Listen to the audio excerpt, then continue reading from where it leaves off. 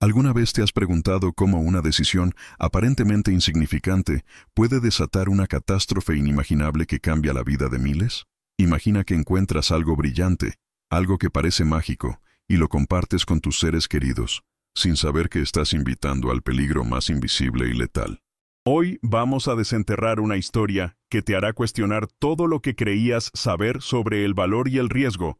Si esto ya te hizo pensar por un segundo, déjale un me gusta ahorita mismo y suscríbete, porque lo que te voy a contar hoy puede cambiar tu perspectiva sobre la seguridad y la curiosidad.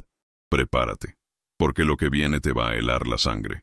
El 13 de septiembre de 1987, dos hombres iban por la calle hacia un edificio abandonado, buscando algo valioso que, según rumores, estaba adentro. Para su desgracia, encontraron justo lo que buscaban. No tenían idea en ese momento, pero al hacerlo, desataron una serie de eventos perturbadores que afectarían la vida de miles de personas. Y lo más espeluznante, esto cobraría la vida de algunos y desfiguraría literalmente a otros. Esta es su historia escalofriante, y como siempre, se recomienda discreción al espectador. Durante varios años, una vieja clínica médica, cerca de la casa de Roberto, había estado enredada en un pleito legal.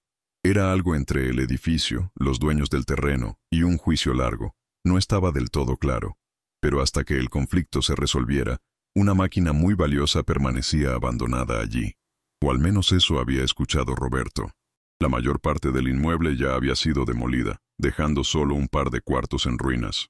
Así que, el 13 de septiembre de 1987, Roberto convenció a un amigo, Wagner, de ir a echar un vistazo. La verdad es que les vendría muy bien el dinero, y les parecía que quizá había algo de valor que valía la pena encontrar. Ese día, después de llegar a la vieja clínica y atravesar el edificio en ruinas, los dos hombres dieron con una máquina extraña. Tenía un brazo mecánico grande con una cabeza en forma de lágrima. También presentaba una ventanilla en un costado y se veía costosa. Justo lo que esperaban. Después de un rato, los dos hombres lograron poner la cabeza en una carretilla y la llevaron medio kilómetro hasta la casa de Roberto, junto con otros cacharros. Allí, desatornillaron una parte de la carcasa y encontraron un cilindro metálico impecable. Tenía un engranaje grande en un extremo y una cabeza giratoria lisa en el otro, que se alineaba con un par de ventanillas, pero se cerraba de golpe cada vez que la soltaban.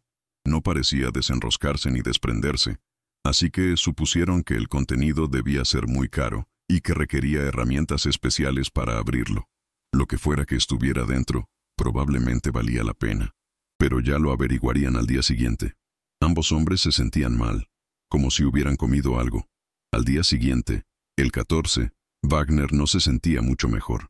De hecho, estaba bastante peor.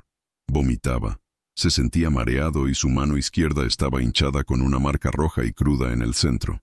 A pesar de esto, ambos continuaron intentando desarmar el aparato hasta que Wagner finalmente se rindió, sintiéndose demasiado enfermo para seguir. Al día siguiente, el 15, fue a una clínica local, esta vez una que sí estaba funcionando, donde le diagnosticaron una reacción alérgica a algo que había comido. El doctor le indicó a Wagner que descansara y se tomara unos días para recuperarse, haciendo solo trabajos ligeros. En resumen, dijeron que estaría bien. Mientras tanto, Roberto seguía con su intento de desarmar el extraño aparato, y finalmente desistió de abrirlo sin romperlo. Así que, metiendo un desarmador en el vidrio, logró sacar una pequeña cantidad de polvo de adentro. Se veía raro, y pensando que podría ser pólvora, Roberto probó el polvillo con un encendedor, pero no pasó nada. Después, consiguió quitar la rueda giratoria para que ya no se cerrara sola. Pero el avance era lento. Unos días más tarde, para el 18, el cilindro estaba bajo un árbol en el patio trasero de Roberto, antes de ser llevado a un chatarrero cercano llamado Dever, quien manejaba su negocio desde casa. Dever también creyó que tenía algo de valor, porque pagó $25 por él y apartó el cilindro. Sin embargo, más tarde esa noche, notó un extraño brillo azul desde el interior del cilindro. Dever nunca había visto algo así y llevó un trozo del desecho adentro para mostrárselo a su esposa, María. Debía ser mucho más valioso de lo que imaginaba, o quizá hasta mágico, lo que fuera. Durante los 3 días siguientes, Dever invitó a amigos, familiares y vecinos a ver el cilindro. Nunca había visto algo tan emocionante en su chatarrería, y ellos tampoco habían visto nada parecido. Dos de los empleados de Dever, Israel y Admilson, pasaron esos días intentando abrirlo, a pesar de que también se sentían un poco mal. Finalmente, el 21, otro empleado, Ernesto, logró romper el cristal por completo y sacar del aparato trozos del tamaño de granos de arroz. La mayoría se desmoronó al instante, pero aún así tenían ese extraño brillo de otro mundo.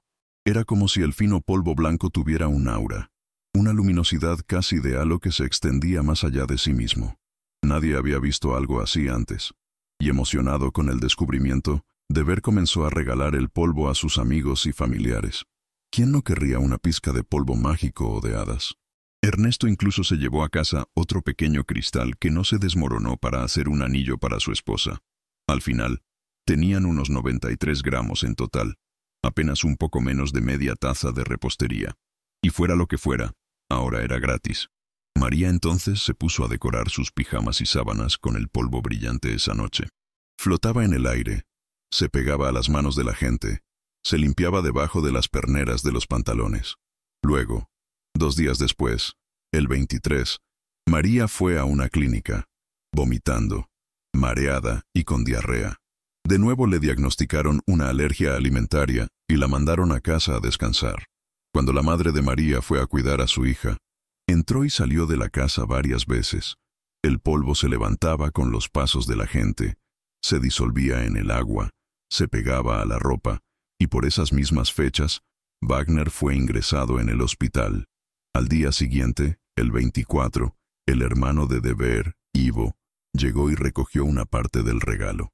Ese día lo llevó a casa y le dio el polvo mágico a su hija de 6 años, Leide.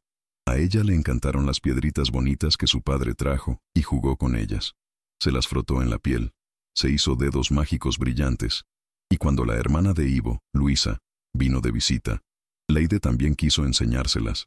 Siguiendo la emoción de su hija, Ivo, de forma juguetona, le dijo que haría que Luisa se viera hermosa, y le frotó el polvo brillante en el cuello.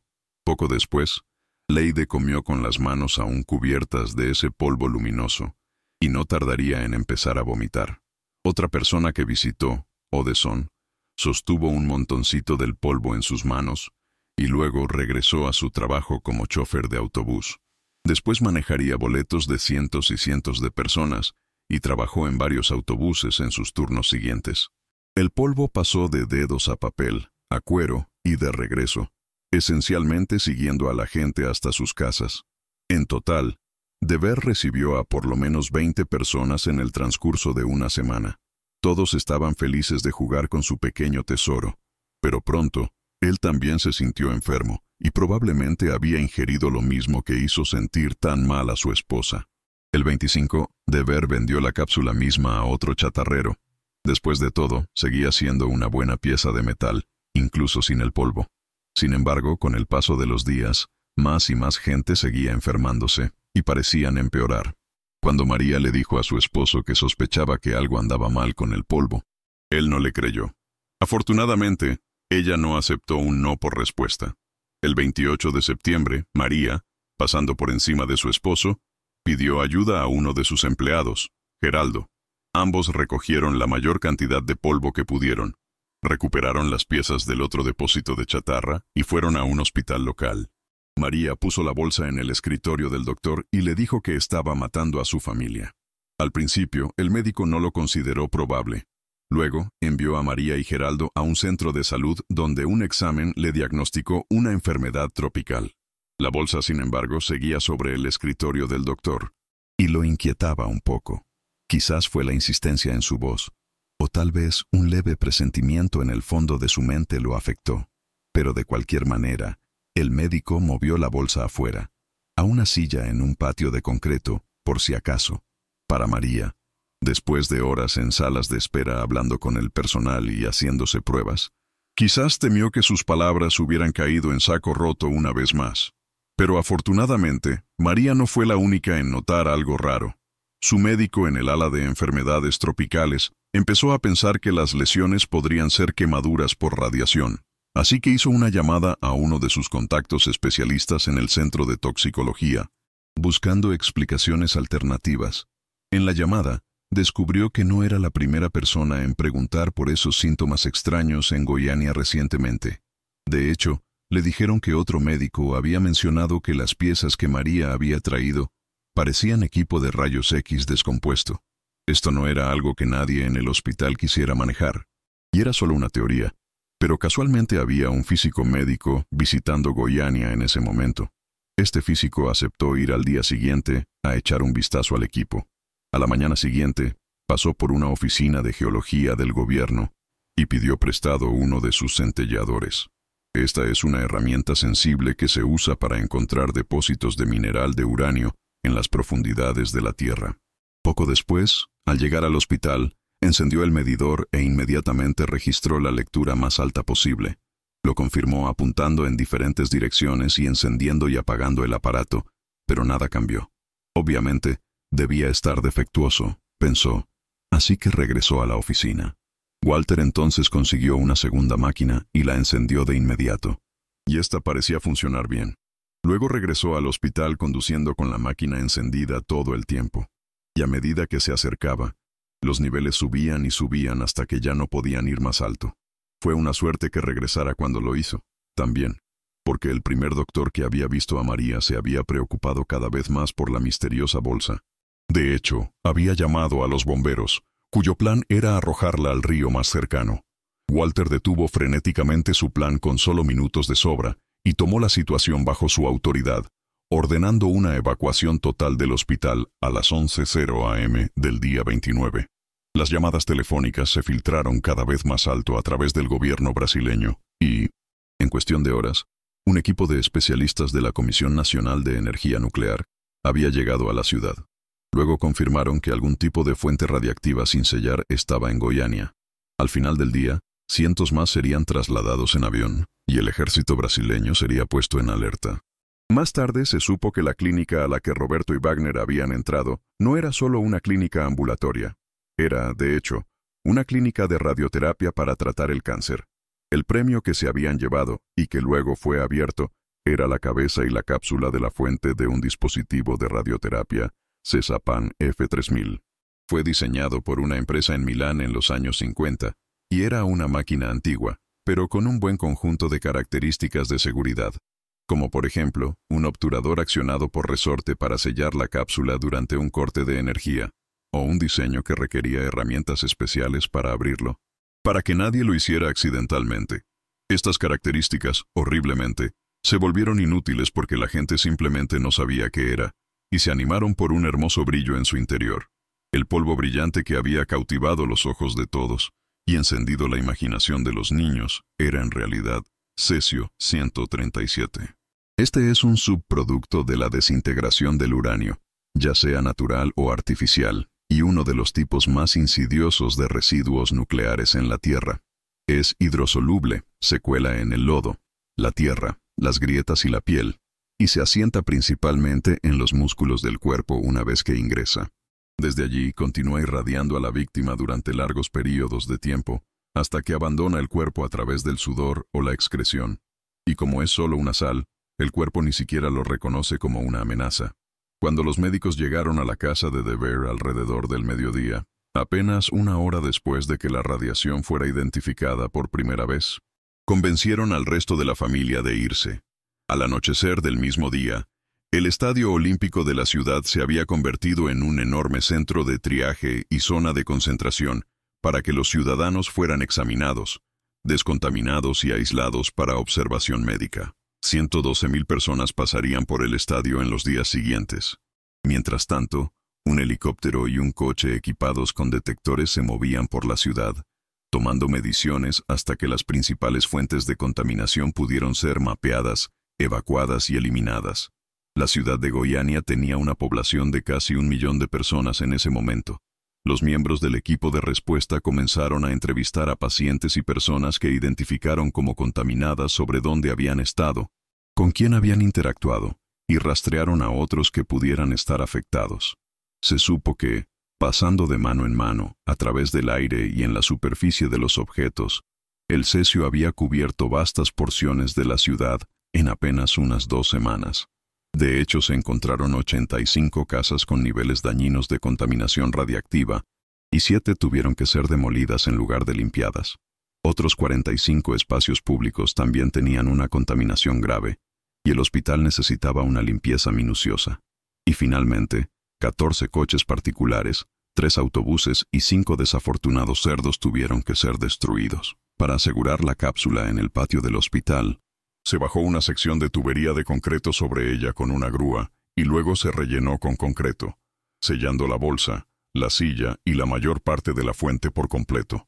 Y más allá de eso, en los meses siguientes, se retiraron 275 camiones de desechos, cantidades masivas de tierra vegetal, escombros de construcción, escorrentía de agua, artículos personales, mascotas y muebles. En total, los desechos habrían llenado una piscina olímpica y media, y todo esto provino de una pequeña pila de polvo que cabía cómodamente en la palma de tu mano, pero que también podía matarte sin que te dieras cuenta. Y el costo humano fue igualmente alto, pero podría haber sido mucho peor si no fuera por María, quien dio un paso al frente por su cuenta justo cuando pensó que algo andaba mal. Durante un cribado en el estadio, se estimó que alrededor de 1000 personas habían recibido la dosis de radiación de un año completo en solo las últimas 2 semanas. 249 resultaron directamente contaminadas y 22 mostraron síntomas de enfermedad aguda por radiación, la mayoría de ellos familiares directos o amigos de la familia. Y lamentablemente, incluso con el descubrimiento de la radiación, sería demasiado tarde para varias de las víctimas. El 23 de octubre, Leyde, la entusiasta niña de 6 años, fallecería. Le seguiría más tarde ese mismo día su tía María. Luego, el 27 y 28, los 2 trabajadores del depósito de chatarra de Dever, Israel y Admilson, se unirían a ellos. Y los que sobrevivieron tampoco quedaron ilesos. Solo 93 gramos de cesio-137 emiten una enorme cantidad de radiación. Esto equivale a decenas de billones de ráfagas de energía cada segundo. Y para ponerlo en perspectiva, eso es más de una ráfaga por cada célula del cuerpo humano. Cada una de estas ráfagas es como una pequeña bala invisible de energía disparándose en una dirección aleatoria. Y en cuanto al extraño brillo azul en sí, eso es algo conocido como radiación de Cherenkov. Aparentemente ocurre cuando las partículas se mueven más rápido que la luz. Puede viajar a través del agua o el vidrio, y se ve más comúnmente brillando en las piscinas que enfrían los reactores nucleares. Como resultado de todo esto, tenerlo en la mano habría sido como ser pinchado con miles de millones de agujas microscópicas que no sentirías hasta horas o años después, cuando la muerte celular o el cáncer te alcanzaran. Y para aquellos que tuvieron un contacto aún más cercano con él, los síntomas son horribles. A Luisa, a quien le frotaron el polvo en el cuello, se le desprendió la piel, mientras que Geraldo, quien cargó la bolsa de piezas en su hombro, sufrió una quemadura profunda en la espalda. Wagner, por su parte, perdió varios dedos al intentar abrir la cápsula de la fuente, y Roberto perdió la mayor parte de su brazo derecho. Lo que había parecido un juguete inocente o incluso hermoso y mágico, en realidad fue como una maldición. Y más allá de los efectos físicos, la gente le tenía miedo. De hecho, cuando llegó el momento de enterrar a Leyde, más de 2000 personas salieron y se amotinaron. Bloquearon la carretera, temiendo que su cuerpo envenenara la tierra, a pesar de un ataúd especial de fibra de vidrio y plomo, que sería sellado para siempre en varias toneladas de concreto. Otros implicados incluso fueron excluidos de la comunidad, como por ejemplo Odeson, el conductor de autobús, y su familia, a quienes se les impidió mudarse a otros barrios de Goiânia. Y la propia Goiânia también fue evitada. Los productos del Estado fueron boicoteados, y los taxistas e incluso los pilotos de aerolíneas se negaban a llevar gente a la ciudad. Aunque fue limpiada, el espectro inquietante de la radiación se cernió sobre la ciudad durante años, y se cernió dentro de algunos más que de otros. Dever solo había querido compartir algo hermoso con su familia y amigos. Murió en 1994 de insuficiencia hepática después de beber en exceso durante 7 años de agitación emocional. Mientras tanto, Ivo murió de enfisema en 2005, una enfermedad a menudo asociada con el tabaquismo, pero también un posible efecto de algunos cánceres de pulmón. Una de las pocas cosas positivas que se pueden decir sobre el incidente es que podría haber sido mucho, mucho peor. La última acción importante de María en vida lo llevó a la atención de las autoridades, y esas autoridades actuaron rápidamente. En el lapso de solo unos pocos días, toda exposición innecesaria se había detenido. La contaminación se contuvo, y solo 6 meses después, se eliminó por completo. Todo esto de una comunidad que ni siquiera tenía un plan de acción para un desastre radiológico cuando comenzó. Hoy en día, las tasas de cáncer de Goiânia ni siquiera son anormalmente altas. Algunos grupos estiman entre 25 y 70 muertes relacionadas con el cáncer, lo que, en el transcurso de casi 40 años, bien podría ser un milagro dada la gravedad que pudo haber alcanzado. Hasta el día de hoy, la Agencia Internacional de Energía Atómica considera a Goiânia el caso real más cercano de cómo sería un ataque con una bomba sucia. De hecho, sigue usándolo como escenario de entrenamiento, ayudando a preparar a las agencias para emergencias similares y aprendiendo de las deficiencias en el camino.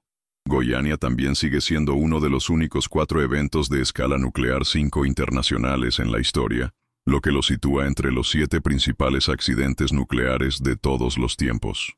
Odeson, el conductor de autobús, también se ha tomado el incidente muy en serio. Actualmente es el presidente de la Asociación de Víctimas del Cesio de Goiânia, una agencia con 1.600 miembros que continúan abogando por compensación y tratamiento médico en el sistema legal brasileño.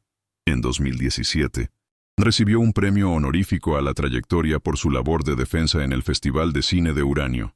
Y en cuanto a la máquina misma, una de las razones por las que Odeson necesita luchar por la compensación de la gente es, de hecho, la verdadera tragedia de Goiânia. En 1986, el dueño del centro de cáncer de donde se había tomado la máquina le informó a los tribunales sobre su presencia y que quería retirarla y llevarla a un lugar seguro. Sin embargo, trágicamente se le negó, a la espera del resultado del litigio legal, y así, allí permaneció hasta que fue encontrada y llevada aquel fatídico día.